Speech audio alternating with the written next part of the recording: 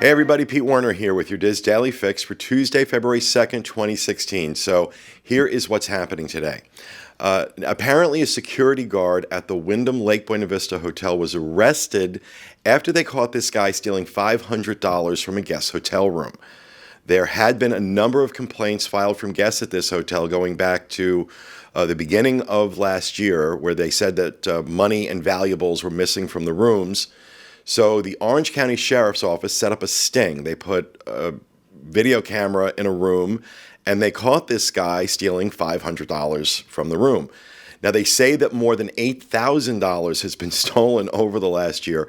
So this is a word to the wise. Do not leave your valuables out in a hotel room. I go to extraordinary lengths when I'm traveling to hide my valuables, like putting things under my dirty underwear. So if they're willing to touch that to get to my camera, then they deserve to get it. So there's that. Another news story that came out this morning that I think we should all be paying attention to. Universal Hollywood announced that they are going to start going to on-demand pricing for their theme park tickets. What that means is that the price of a ticket is going to change, possibly from day to day, depending on the crowds. They're getting ready to open up their version of the Wizarding World of Harry Potter on April 7th, and understandably, they're looking to capitalize as much as possible on that. So what I'm thinking is that this might set the tone for other theme parks. There have been rumors about this for a while, that Disney was thinking about going to this kind of on-demand pricing.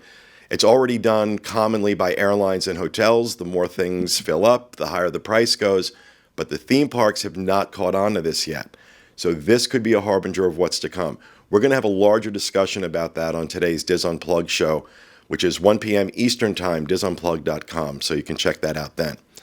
Now, moving away from stories about theme park tickets and my dirty underwear, let's talk a little bit about Star Wars. Namely, The Force Awakens is about to hit the $2 billion mark at the box office later this week. Now, only two other films have done that, Titanic and Avatar, but both of those films got to that point with theatrical re-releases, which Star Wars is still on its first run. So it bodes really well for this film that it might end up becoming the most successful film in history. And while we're talking about The Force Awakens, it appears that Amazon.com may have accidentally let slip the release date for the Blu-ray version yesterday. For a short time, they had it listed for release on April 5th, but they quickly removed it because I'm guessing Bob Iger went and beat up Jeff Bezos or something. But April 5th appears to be the date that the Blu-ray version is coming out. Now let's move off of Star Wars and talk about some of the recently announced changes and closings happening at Walt Disney World, because they seem to be coming fast and furious right now, which is, I guess, what happens when Comcast starts drinking your milkshakes. I drink your milkshake. First, OrlandoParksNews.com reported that Ohana at the Polynesian is going to be extending their breakfast hours until noon, which is a good thing because this can be a very tough reservation to get, and it really is a good breakfast, so that's some good news. Boardwalk's Flying Fish restaurant is closed for refurbishments through the fall, and I just hope they're not doing anything stupid to the menu here, because this has been a consistently good restaurant for a while. I hope they just update the decor, do things like that, and don't mess too much with the menu, because it's not broken. Please don't fix it. Club Disney at Hollywood Studios is apparently going to close on February 6th and is going to become a seasonal attraction. And what makes me sad about that is that there will be fewer fat, sweaty tourists dancing inappropriately. I don't want you to be no slave. I don't want you to work all day. But I want you. For those of you heading to Animal Kingdom, a really big, huge new addition that will change the way you feel about theme parks out at Conservation Station. The new Zootopia exhibit promoting the upcoming film has opened, and you can really tell that Disney is throwing everything they have at marketing this film.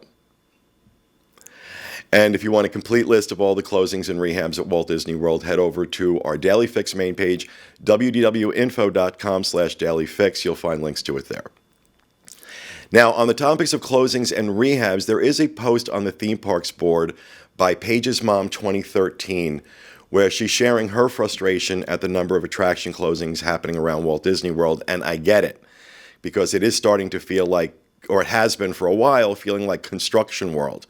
And all these changes and additions, I really do believe, are going to take Disney to the next level. We just kind of have to endure this for the next 1, 2, 5, or 10 years, depending. But there was also another interesting thread I saw on the theme parks board this morning. Someone wondering if Disney should consider adding a resort hopping bus. Because right now you can't do any kind of real resort-to-resort transfer.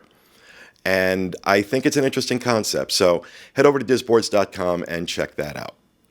Now, over on the Diz, one of our contributors, Kelly Ann Knight, has an interesting article up about whether or not her child is too young to go to Disney World. And this is a topic that is brought up all the time when people think about taking their young kids to Disney. Are they too young?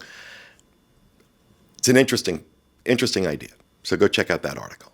And coming up live at 1 p.m. Eastern on DizUnplugged.com, you can join me and the rest of the Diz team for the Disney World edition of the Diz Unplugged. Not only are we going to talk about the latest news stories, but we also have a review of Nine Dragons Restaurant at Epcot, and I will give you a preview. It did not completely suck, which I'm really surprised to say. Now, if you're heading into the parks at Walt Disney World tomorrow, you can expect a 40% chance of thunderstorms. It is Florida after all. And it's going to be warm, high of 88. Out in Anaheim, expect sunny skies with a high of 68 and a low of 43. And you can find links to this and everything else we talk about on the Daily Fix main page, www.info.com/dailyfix. That's going to do it for me today. We'll be back with you again at noon Eastern tomorrow with the next installment of the Diz Daily Fix. Thanks for being with us. Have a great day.